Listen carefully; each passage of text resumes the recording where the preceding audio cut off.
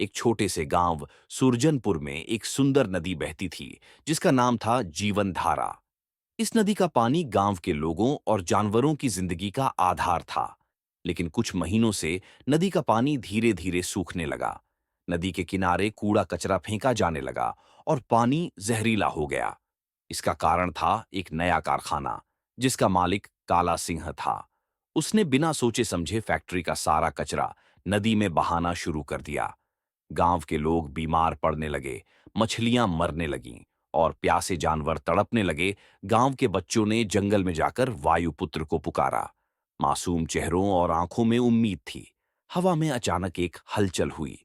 पत्ते सरसराने लगे और तेज रोशनी के साथ वायुपुत्र आकाश से उतर आया। वायुपुत्र ने बच्चों से पूछा, क्या हुआ मेरे दोस्तों?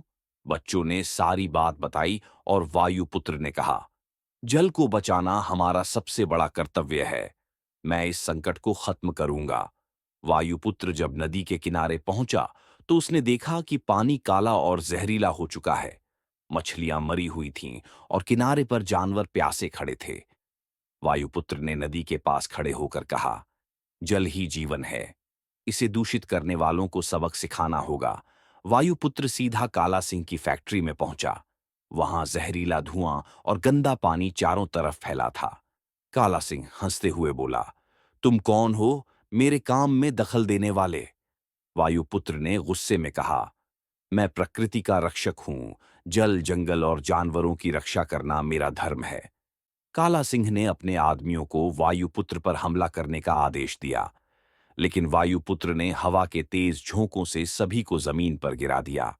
वायुपुत्र ने अपनी शक्तियों का इस्तेमाल कर फैक्ट्री के सारे जहरीले कचरे को नष्ट किया।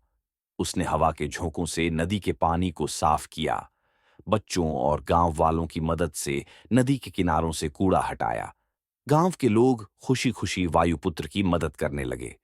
धीरे धीरे नदी फिर से साफ हो गई। मछलियां वापस लौट आईं और पानी एक बार फिर मीठा और स्वच्छ हो गया। काला सिंह को पुलिस के हवाले कर दिया गया। वायुपुत्र ने गांव वालों को इकट्ठा करके कहा, नदी, पेड़ और हवा ये हमारे जीवन का आधार है। हमें इन्हें दूषित करने से रोकना होगा और हमेशा इनकी रक्षा करनी होगी। गांव के सभी लोगों ने वादा किया कि वे अब नदी को कभी गंदा नहीं होने देंगे। बच्चे खुशी से वायुपुत्र के चारों ओर दौड़ने लगे।